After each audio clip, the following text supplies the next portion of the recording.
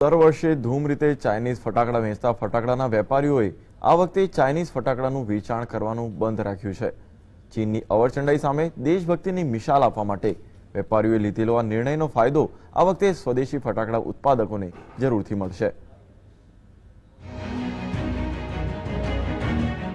ચીનની ભારત તરફથી અવળચંડાઈનો જડબાતોડ જવાબ આપવા માટે દરેક દેશવાસીઓએ ચાઇનીઝ પ્રોડક્ટનો બહિષ્કાર કરવાનો નિર્ણય લીધો છે, જેમાં ફટાકડાના વેપારીઓ પણ જોડાયા છે અને ચાઇનીઝ ફટાકડાની આયાત અને વેચાણ નહીં કરવાનો નિર્ણય લીધો છે, ત્યાં સુધી કે ચાઇનીઝ ફટાકડા માંગવા નહીં તેવા બેનર્સ પણ લગાવાયા છે। ચાઇનીઝ ફટાકડા અત્યારે જે બેન્ડ આવી ગયો છે ત્યાંથી અમે લોકો અત્યારે વેચતા બી નથી કે મંગાવતા બી નથી। ગઈ સાલ બી આવી તો છેલ્લા ટાઈમે બી બેન્ડ આવી ગયેલો ને આ વર્ષે તો જે આપણી સરહદ ઉપર જે બી થયું એના કારણથી અમે ચાઇનીઝ ફટાકડા વેચવા ઉપર પ્રતિબંધ જ લાવી દીધો છે।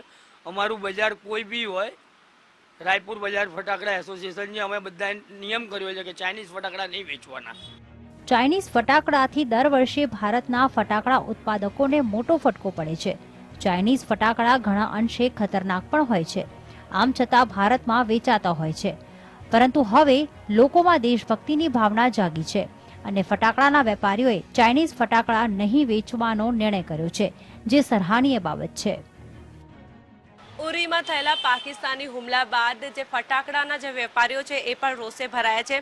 તમે જોઈ શકો છો કે મારી પાછળ જે બેનર લાગેલું છે એ રાયપુર ફટાકડા બજાર એસોસિએશનનું છે, જેમાં એ લોકોએ વિનંતી કરી છે ગ્રાહકોને કે ચાઇનીઝ ફટાકડાની માંગ કરવું નહીં। અમે લોકો કોઈ પણ ચાઇનીઝ જે ફટાકડા છે એ વેચતા નથી, જેથી તેઓ લોકો જે ઉરીમાં જે પાકિસ્તાની હુમલા થયું છે તેના બાદ ચીને પણ પાકિસ્તાનને સપોર્ટ કર્યો છે, તેથી તે વેપારીઓ છે એ પણ રોષે ભરાયા છે।